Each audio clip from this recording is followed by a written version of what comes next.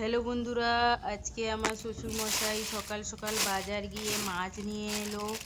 অনেক দূরে বাজার, তাই একটু বেশি করে মাছ নিয়ে এসছে। তো এখানে দেখো, কালো পমফ্লেট আর ভাঙর মাছ আর চিংড়ি মাছ আছে।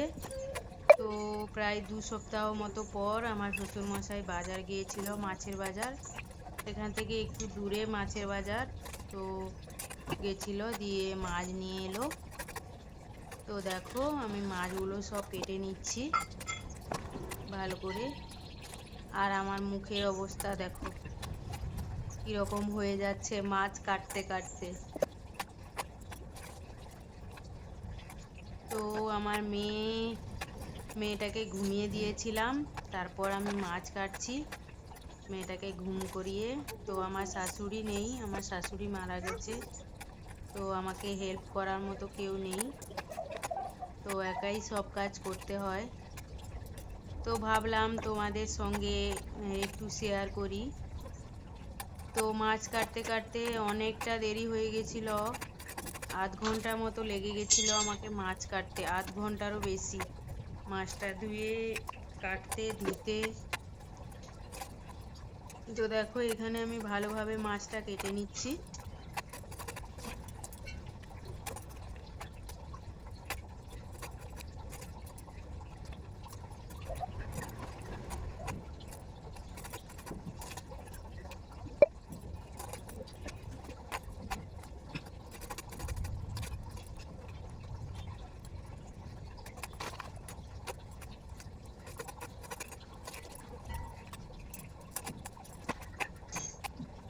অনেকটা টাইম লেগেছিল মাছ কাটতে। আর এখানে দেখো, আমি এডিটিং করে 5 মিনিটের মধ্যে সবকিছু শেষ মাছ কাটা। তো প্লিজ প্লিজ বন্ধুরা, আমাকে সবাই একটু হেল্প করো, আমার পাশে থেকো অনেক দূর যাওয়ার জন্য। তারপর অনেক শখ করে পেজ খুলেছি।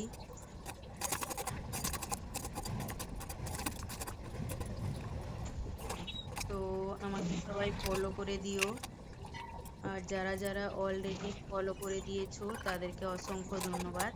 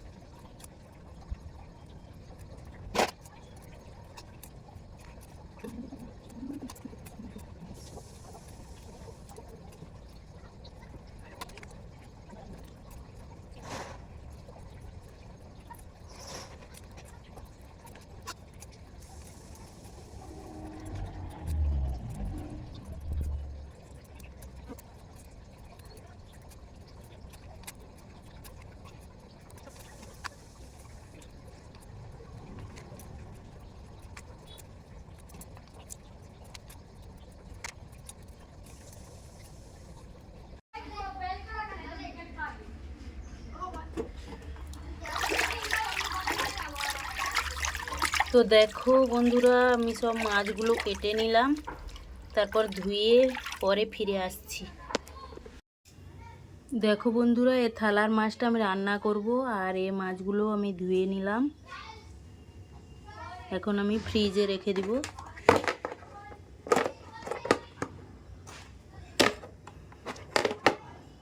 তো দেখো, 3-4টা মাছ একটু ছোট ছোট ছিল, আমি গোটা গোটা রেখেছি। ওকে আমি কচু দিয়ে ঝাল রান্না করব। তো এখানে তেল গরম হয়ে গেছে, আমি মাছটা নুন হলুদ মাখিয়ে তারপর তেলের মধ্যে ছেড়ে দিলাম। তো দেখো, এখানে আমার মাছটা ভাজা হয়ে গেছে। তারপর আমি কচু আলুটা কেটে রেখেছিলাম, ওই তেলের মধ্যে আমি ভেজে নিব। নুন হলুদ আর লঙ্কার গুঁড়ো দিয়ে আমি ভালোভাবে ভেজে নিচ্ছি। তো দেখো, এখানে আমি ভেজে নিচ্ছি।